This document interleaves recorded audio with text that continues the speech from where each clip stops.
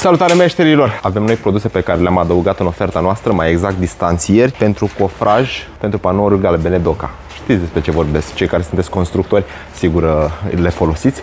Avem o ofertă foarte bună, de exemplu distanțieri de 25 de centimetri. Acesta îi avem la 72 de lei, 100 de bucăți. Dacă îi comandați pe meșterman.ro, avem un discount suplimentar. Avem toate dimensiunile disponibile, de la 10 cm până la 100 de cm. Dacă doriți dimensiuni mai mari de 100 de cm, le putem onora în câteva zile. Materia primă este din Italia, avem certificat de conformitate pentru ea. Foarte important, nici materia primă, nici ei nu vin pe filiera Serbia, Turcia, China. Nu că ar fi asta o problemă, însă calitatea, da? Sunt produși în România. Materia primă este importată din Italia, dar sunt produși aici în România, da? Este o afacere antreprenorială, foarte mișto. O să vă povestesc mai multe pe viitor despre ea. Avem stoc suficient, mai avem și în spate, aici vă arăt o mică parte. Putem onora absolut orice comandă imediat. Pleacă în aceea zi, da?